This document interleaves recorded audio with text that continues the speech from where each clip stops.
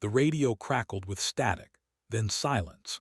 In the operations center at Forward Operating Base Crimson, Colonel Marcus Rivera stared at the tactical display, his weathered face illuminated by the red glow of monitors showing friendly positions scattered across the Afghan valley. The silence wasn't normal.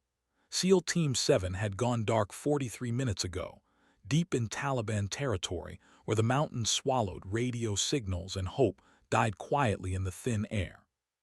"Sir, we've lost all contact with Neptune 7, Staff Sergeant Willis reported, his voice tight with the kind of controlled panic that comes from watching green dots disappear from screens.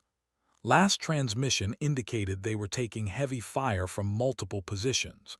They requested immediate air support." Rivera's jaw tightened.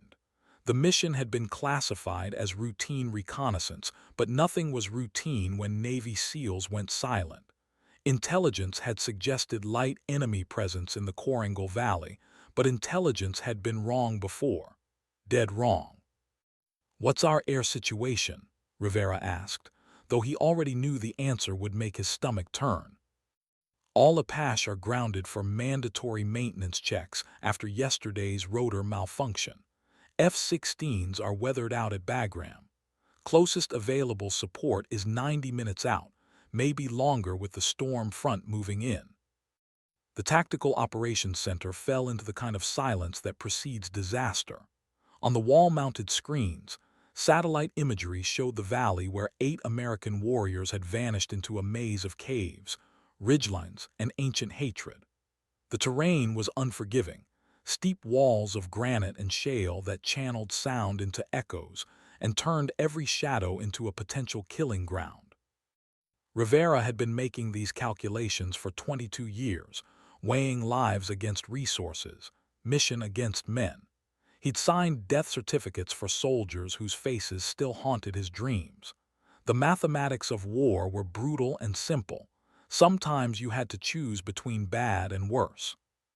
"Sir," the voice came from behind him, soft but unmistakable.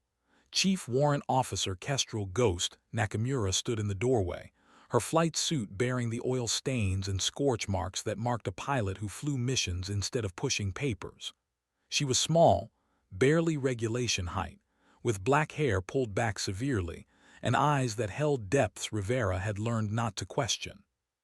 "Chief Nakamura, I thought all birds were grounded."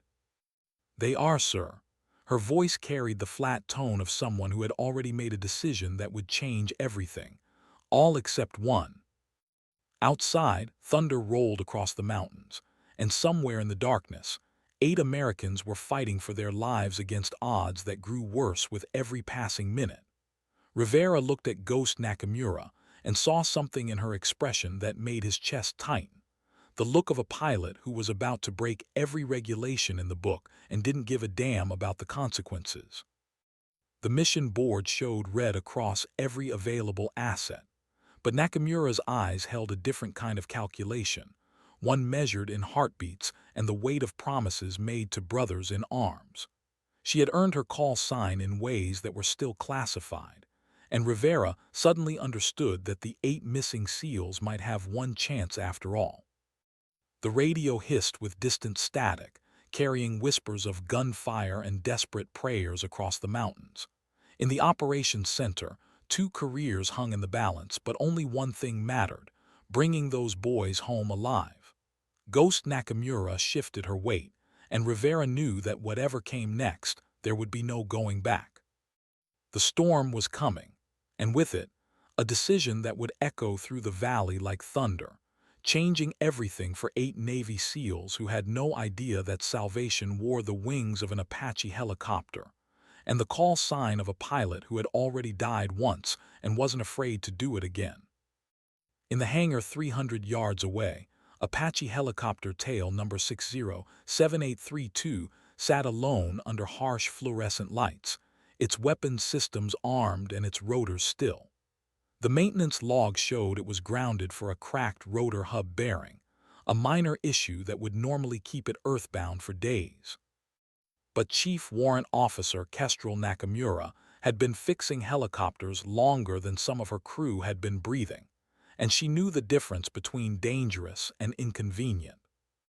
Her hands moved across the airframe with the confidence of someone who understood that machines, like people, sometimes had to be pushed beyond their limits. The crack was hairline, barely visible even under direct light. In peacetime, it would mean paperwork and delays. In war, with 8 Americans missing in action, it meant a calculated risk that could save lives or end careers. The hangar echoed with the sound of her boots on concrete as she completed her pre-flight inspection. Every system check came back green except for the minor maintenance flag that officially kept her grounded. Officially. But Ghost Nakamura had learned long ago that sometimes the book was written by people who had never heard bullets whistle past their heads or felt the weight of bringing soldiers home in body bags. Her fingers traced the Apache's nose art, a small ghost painted in white against the olive drab, almost invisible unless you knew where to look. Below it, in letters so small they could barely be read, were 8 names. The names of her crew from her first tour, the ones who didn't make it home, the ones who earned her the call sign that followed her like a shadow through every subsequent mission. The radio in her flight helmet crackled to life with distant traffic from the operations center. Colonel Rivera's voice cut through static, discussing contingencies and backup plans with the clinical detachment of a commander who had run out of good options. Neptune 7 remained silent, their last known position marked by coordinates that led into terrain where helicopters went to die. Nakamura climbed into the pilot's seat and began the startup sequence from memory. The Apache's engine spooled up with a familiar whine that seemed to echo her own heartbeat. Outside, rain began to spatter against the hangar doors, and she could hear the wind picking up strength as the storm front approached. Weather conditions were deteriorating, which made flying dangerous and made not flying unforgivable. Her hands moved across the controls with practiced efficiency, each switch and lever as familiar as her own reflection. The weapons systems came online with soft electronic tones, 30 chain gun loaded with 1,200 rounds, Hellfire missiles locked and ready, rocket pods armed with high-explosive warheads that could turn enemy positions into smoking craters. But it wasn't the weapons that defined her. It was the promise. The unspoken covenant between aviators and ground forces that said no American would be left behind, no matter the cost, no matter the regulations, no matter the consequences. She had broken that promise once 8 years ago, and the weight of those failures sat in her chest like shrapnel that could never be removed. The radio crackled again, and this time she heard something that made her blood run cold, gunfire in the background of a transmission, close enough to distort the audio. Neptune 7 was still alive, still fighting, but their voices carried the edge of desperation that came when ammunition ran low and hope ran lower. Ghost Nakamura keyed her radio and spoke 3 words that would change everything. Ghost is airborne. Colonel Rivera's voice exploded through her headset, demanding explanations and issuing direct orders to stand down. But she was already moving, the Apache lifting off the hangar floor with the smooth power of a machine built for war. Through her cockpit, she could see the operations center windows lit against the darkness, could imagine Rivera watching her break every regulation he had sworn to uphold. The storm clouds hung low over the valley, pregnant with rain and lightning that would make flying treacherous. But somewhere in those mountains, 8 Navy SEALs were fighting for their lives, and Kestrel Nakamura had already died once leaving people behind. It wouldn't happen again.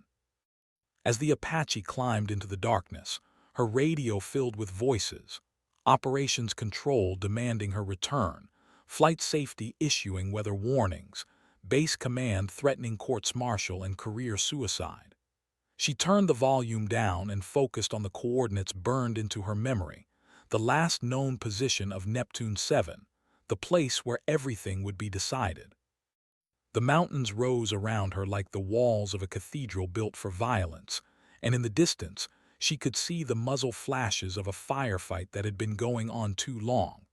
The SEALs were still alive, still fighting, But their ammunition wouldn't last forever. Neither would their luck.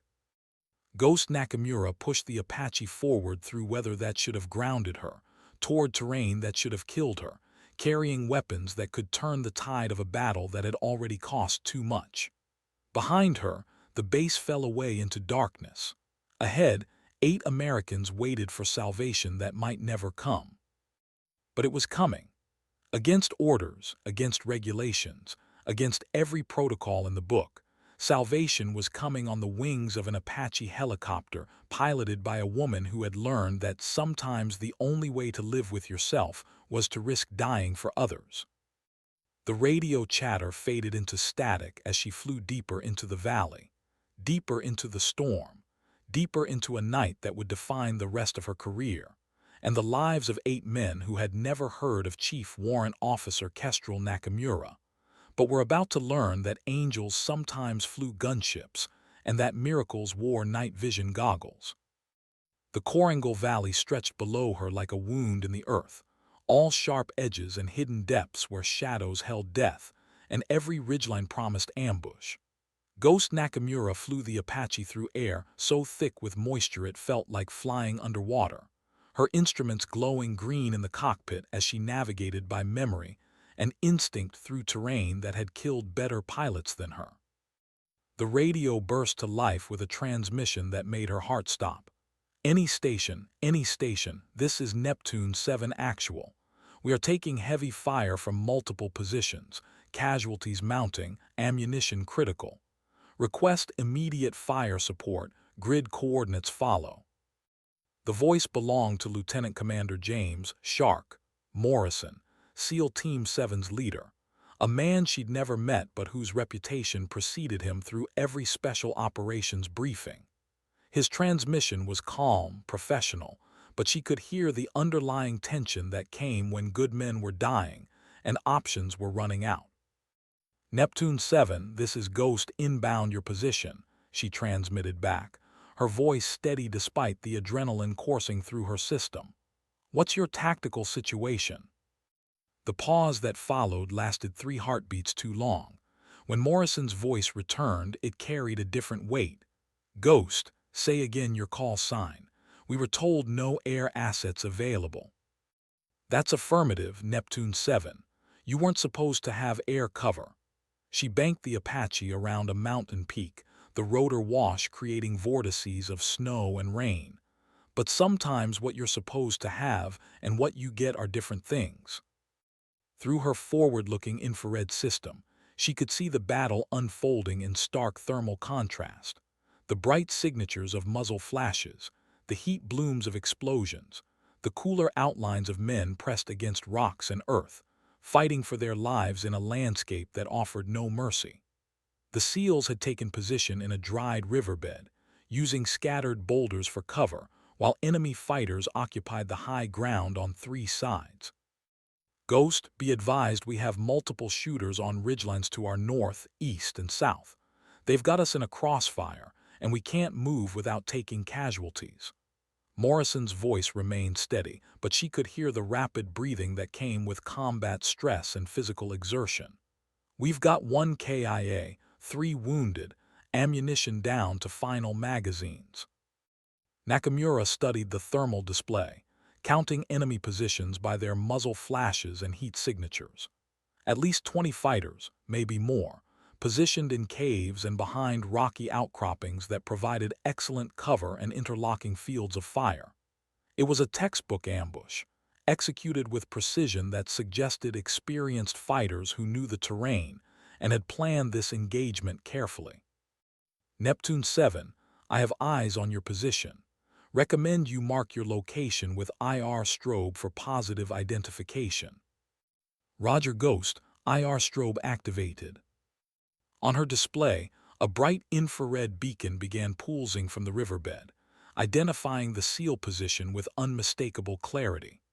Around them, the enemy positions continued their deadly work, pouring automatic weapons fire into the small area where 8 Americans fought against overwhelming odds. The Apache shuddered as it hit turbulence from the storm, and Nakamura felt the familiar sensation of flying a machine that was being pushed to its limits. The cracked rotor bearing that had grounded her created a subtle vibration through the aircraft, a reminder that she was flying on borrowed time with mechanical problems that could turn catastrophic without warning. But mechanical problems were tomorrow's concern. Tonight, she had a mission that transcended regulations and maintenance schedules and career consequences. She armed her weapon systems and began her attack run, the Apache dropping altitude as she lined up on the first enemy position. Neptune 7, danger close fire mission incoming. Keep your heads down. The 30 chain gun spooled up with an electric whine, and Kestrel Nakamura became what she had always been meant to be, the angel of death arriving just in time to save the righteous and destroy the wicked. In the valley below, 8 Navy SEALs prepared for salvation that wore the wings of an Apache helicopter and the call sign of a pilot who had promised never to leave anyone behind again. The storm closed around them like a fist, but inside its grip, the real battle was just beginning. The first burst from the Apache's 30 chain gun lit up the mountainside like lightning, each tracer round drawing bright lines through the darkness as high-explosive shells found their targets among the rocky outcroppings. Ghost Nakamura worked the gun with surgical precision, walking the stream of fire across enemy positions with the methodical efficiency of someone who had done this before, who understood that every round fired meant the difference between American soldiers going home or going to Arlington. Direct hit on North Ridgeline, Morrison's voice crackled through her headset, carrying a note of relief that made her chest tighten. Enemy fire from that position has ceased. You just saved our asses, Ghost. But she was already banking hard to the left, lining up on the next target as tracers from enemy fighters began reaching up toward her aircraft.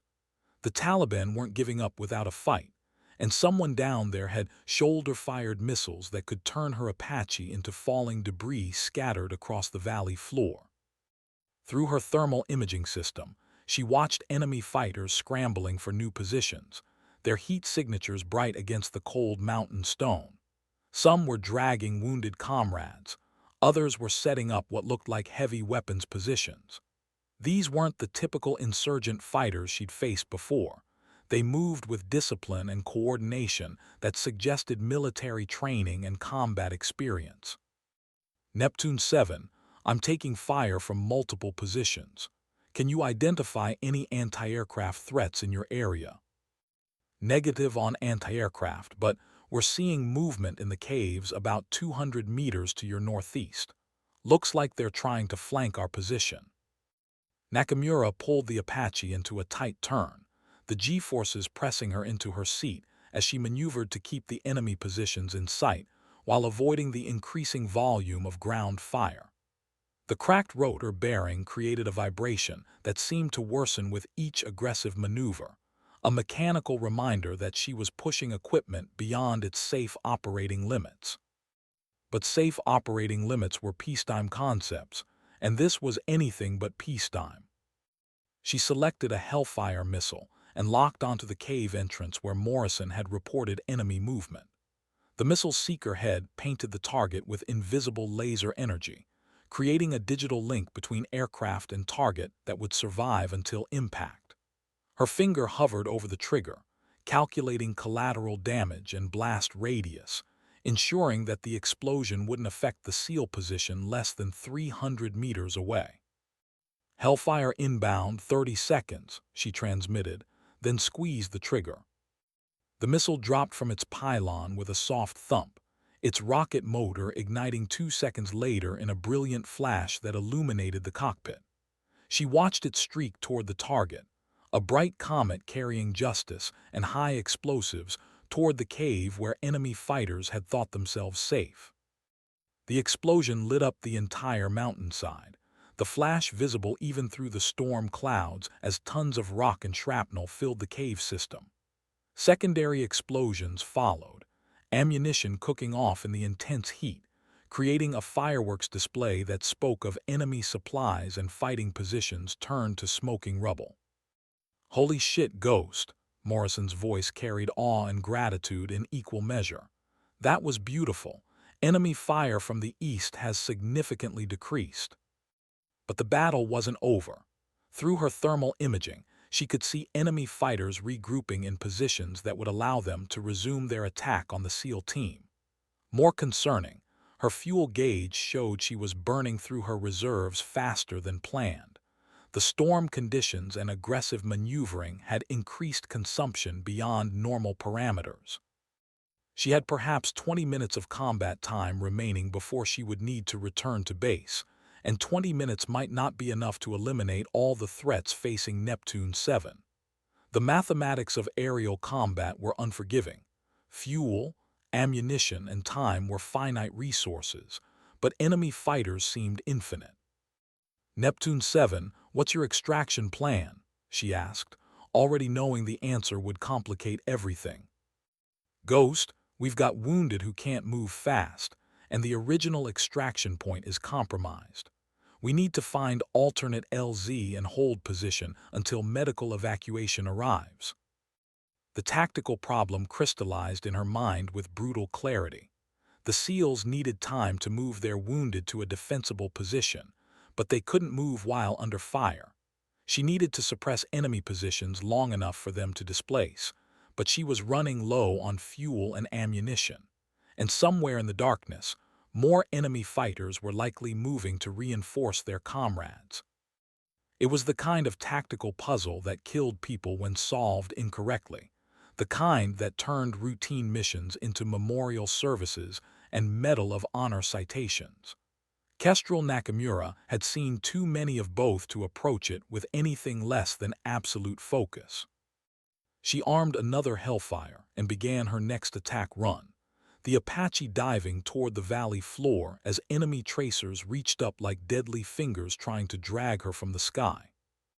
The second Hellfire missile streaked through the storm-darkened air like a harbinger of divine retribution, its guidance system cutting through wind and rain to find the rocky outcropping where muzzle flashes had been winking like malevolent stars. Ghost Nakamura watched the warhead detonate against the mountainside, sending up a plume of smoke and debris that temporarily obscured her thermal vision. When the smoke cleared, the enemy fire from that position had ceased, but she could see heat signatures moving in the surrounding area, fighters repositioning, regrouping, adapting to her presence with the kind of tactical flexibility that marked experienced combatants who wouldn't be easily broken. "Neptune 7, enemy activity is decreasing but not eliminated," she transmitted while banking the Apache into another attack run. "How much time do you need to reach alternate extraction point?" Morrison's response came amid the rattle of gunfire. "At least 15 minutes to move wounded, maybe 20 if we encounter resistance en route. Can you provide continuous cover?" Nakamura glanced at her fuel gauge and felt her stomach tighten. 15 minutes of continuous combat would leave her flying on fumes, with barely enough fuel to make it back to base, if she made it back at all. But the alternative was leaving 8 Americans to fight their way out of an ambush with limited ammunition and wounded teammates who would slow their movement to a crawl. The mathematics were brutal and simple, her fuel versus their lives. Affirmative, Neptune 7, moving to provide overwatch. She pulled the Apache into a wide orbit around the SEAL position, her chain gun tracking across potential enemy positions while her eyes scanned the thermal display for new threats. "Begin your movement when ready." Through the infrared system, she watched the SEALs begin their tactical withdrawal, 6 men moving in practiced formation, while 2 others carried a wounded teammate who couldn't walk on his own. Their movement was slow, deliberate, each step carefully planned to use available cover while maintaining fields of fire that would allow them to respond to contact. It was a masterpiece of small unit tactics, executed by professionals who understood that survival depended on discipline and mutual support. But it was also agonizingly vulnerable. 8 men exposed to enemy fire across open ground where one mistake could turn withdrawal into catastrophe. Enemy fighters began to respond to the SEAL movement. emerging from concealed position to engage the withdrawing Americans with automatic weapons and rocket-propelled grenades. Muzzle flashes erupted from multiple positions, creating a deadly crossfire that forced the SEALs to take cover behind scattered boulders barely large enough to shield a single man. Taking fire from multiple positions, Morrison reported, his voice tight with the controlled tension of a leader watching his men die by inches. "We're pinned down about halfway to the extraction point." Nakamura dove the Apache toward the largest concentration of enemy fire, her chain gun spooling up as she aligned the aircraft for a strafing run that would take her directly through the envelope of enemy surface-to-air fire. The 13 rounds began impacting among the rocks where enemy fighters had taken position, each shell exploding with the force of a small hand grenade. But as she pulled out of the dive, she felt something wrong with the aircraft's handling, a vibration that went beyond the cracked bearing she'd been managing all night. The Apache was developing new problems, mechanical issues that could cascade into total system failure without warning. Her engine temperature was climbing, and hydraulic pressure was showing intermittent fluctuations that suggested trouble in multiple systems.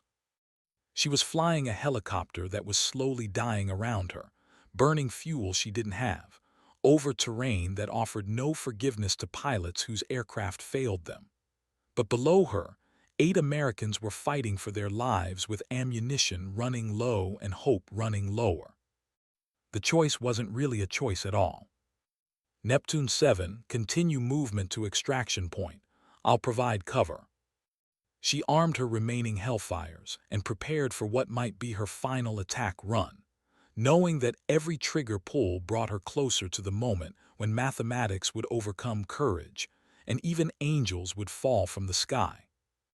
Ghost Nakamura pulled the Apache into another attack run, the aircraft shuddering through turbulence that seemed to worsen with each passing minute.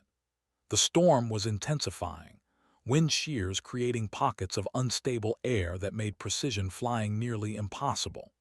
But precision was exactly what she needed as enemy fighters continued their harassment of the withdrawing SEALs, forcing Morrison's team to take cover every 50 meters in a deadly game of advance and retreat. Through her thermal imaging system, she could see the heat signatures of Neptune 7 making slow progress toward the alternate extraction point, a small clearing approximately 800 meters from their original position. At their current rate of movement, hampered by wounded teammates and constant enemy contact, they would need another 12 minutes to reach relative safety. Her fuel gauge showed 8 minutes of combat time remaining. The tactical mathematics were becoming impossible, but Chief Warrant Officer Kestrel Nakamura had spent her entire career finding solutions to impossible problems. She selected her third Hellfire missile and locked onto a cluster of enemy positions that were providing the most effective fire against the SEAL team.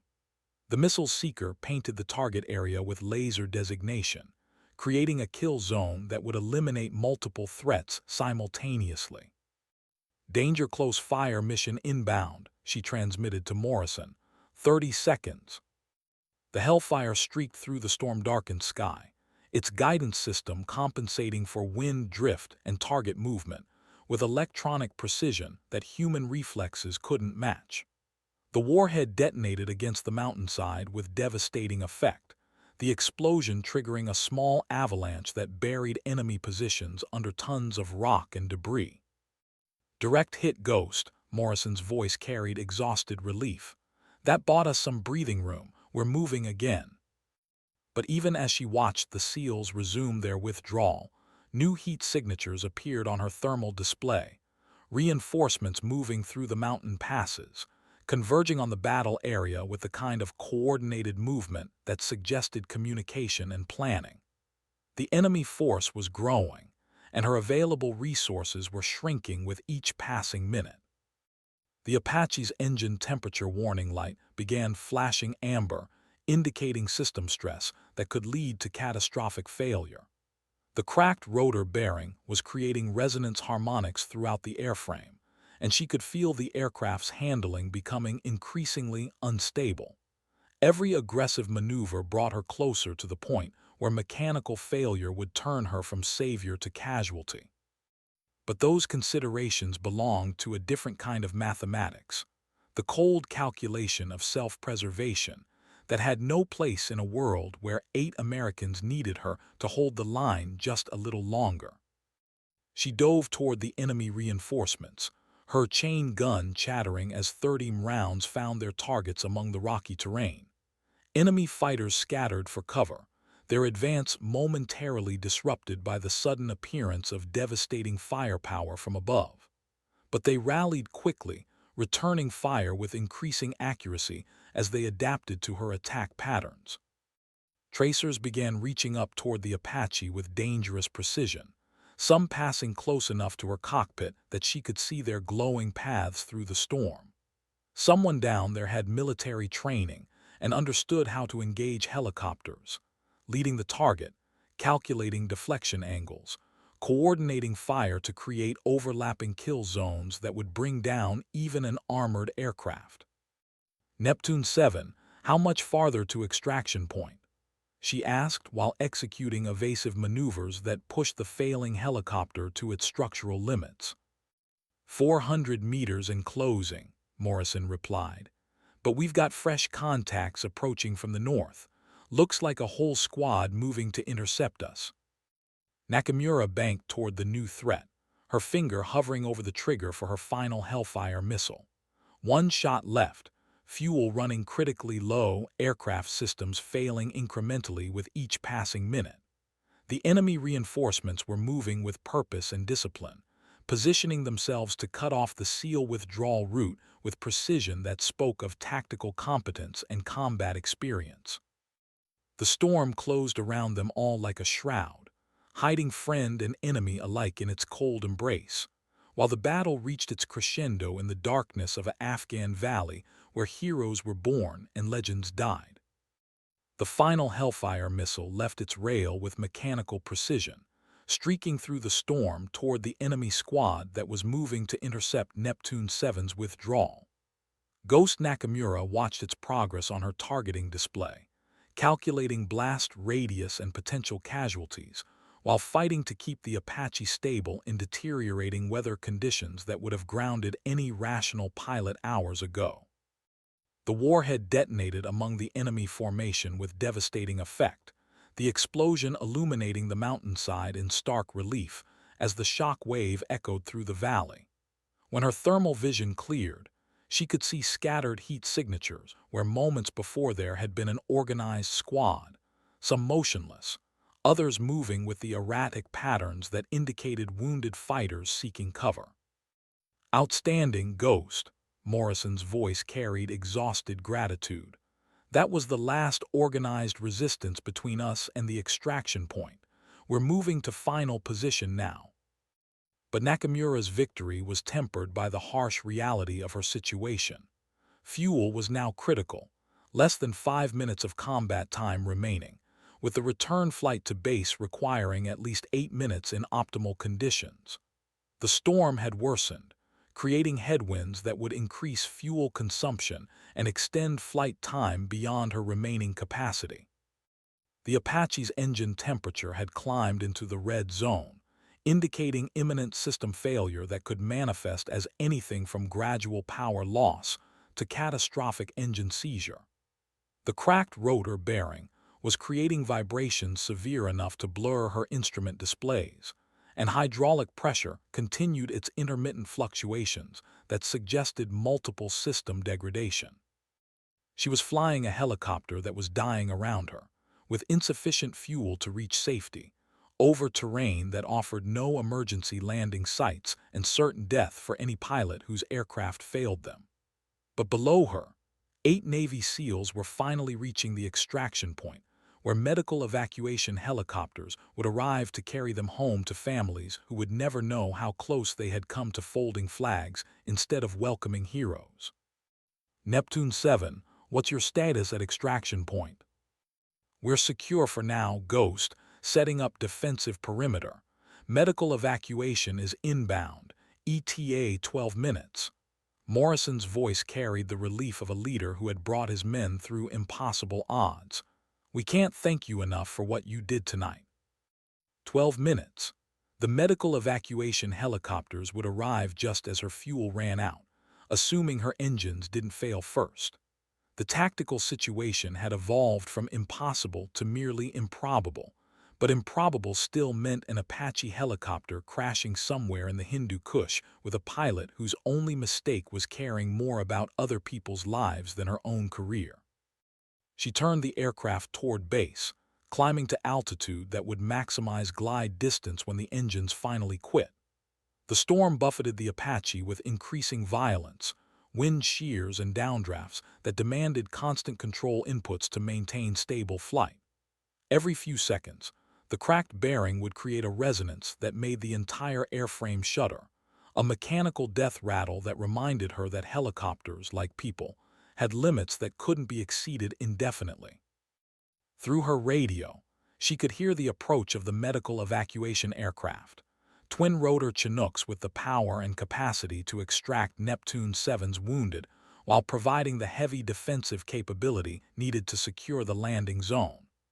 Professional voices coordinated approach routes and defensive positions with the clinical efficiency of people who made miracles look routine.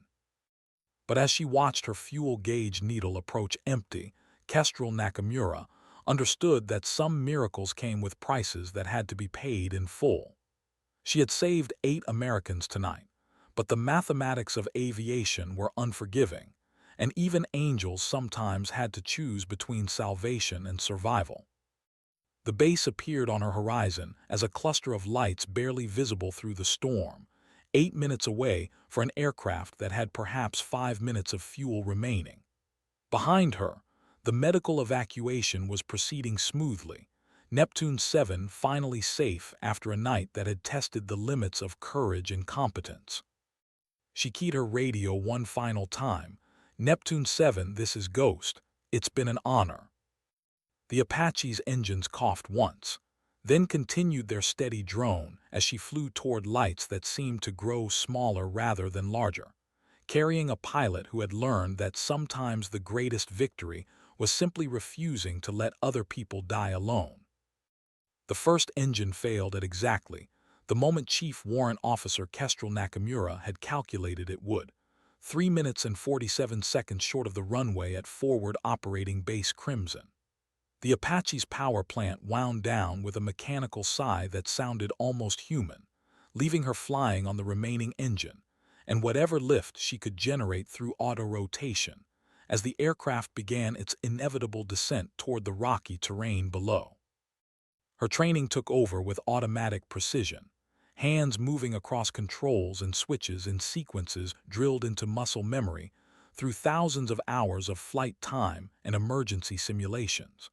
She adjusted collective pitch and cyclic control to maximize glide distance, configuring the aircraft for the controlled crash that had become inevitable the moment she had chosen 8 American lives over her own safety. Through her headset, she could hear frantic radio traffic from the base, Colonel Rivera's voice cutting through static with direct orders to attempt emergency landing procedures, flight operations coordinating emergency response teams, medical personnel preparing for casualties that might include one of their own. But the voices seemed distant now, like echoes from another world where regulations mattered and career consequences were more important than keeping promises to the dead. The second engine was running in the red zone, its temperature gauges climbing toward catastrophic failure as damaged systems cascaded toward total breakdown. She had perhaps 90 seconds of partial power remaining, enough to control her descent, but not enough to reach the safety of the airfield that sprawled below her like a constellation of lights in the storm. But 90 seconds was enough time to make one final choice. Ahead of her descent path lay a small village, mud brick houses clustered around a dried riverbed where families slept through the storm, unaware that an American helicopter was falling from the sky toward their homes. She could attempt to glide the Apache to the village, potentially surviving the crash but almost certainly killing innocent civilians in the process. Or she could turn toward the barren mountainside to her left, accepting certain death in exchange for protecting people whose only crime was living too close to where angels fell. The mathematics were simpler now. 8 Americans lived because she had chosen to break regulations and risk everything. Now more lives hung in the balance, and the choice was just as clear. She banked left toward the mountain, using her remaining engine power to steer the dying Apache away from the village, and toward terrain that would kill her cleanly without harming anyone else. Below, she could see the lights of individual houses, could imagine families sleeping safely, because a pilot they would never know had chosen their lives over her own. The second engine seized with a grinding shriek of metal on metal, leaving her flying a 12,000-pound glider in weather conditions that would challenge a healthy aircraft. The Apache began its final descent through darkness and storm, carrying a pilot who had finally found the answer to questions that had haunted her for 8 years. The reason she had survived when her crew had died, the purpose that had been hidden inside guilt and survivor's shame. She had lived to be here, in this moment, making this choice, ensuring that no one else would die because she had failed to act when action was required. The mountain rushed up to meet her with the finality of judgment, and Chief Warrant Officer Kestrel Ghost Nakamura keyed her radio one last time. "Neptune 7, tell them Ghost kept her promise." The Apache hit the mountainside at 90 knots, disintegrating in a fireball that could be seen from the base 15 miles away. In the operations center, Colonel Rivera watched the explosion through night vision equipment and felt something break inside his chest that would never properly heal.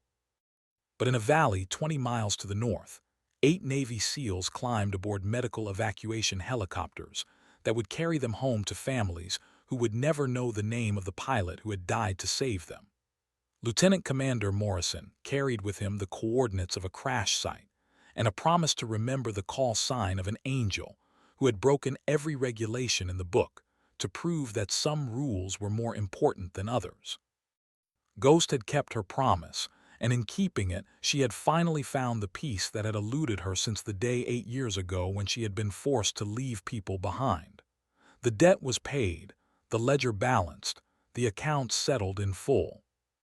In the storm-lashed mountains of Afghanistan, heroes died quietly and legends were born in the silence that followed explosions, where the only witnesses were the stars and the only testimony was the empty frequency where her call sign would never be heard again. The search and rescue teams found the Apache's wreckage at dawn, scattered across a granite slope that bore the scars of impact like wounds that would never heal properly. Chief Warrant Officer Kestrel Nakamura had died on impact. The crash investigation would later determine that she had made no attempt to survive the landing, had instead focused entirely on steering the aircraft away from populated areas in her final moments of life. Colonel Rivera stood among the twisted metal and composite debris, his weathered face revealing none of the emotions that were tearing through his chest like shrapnel.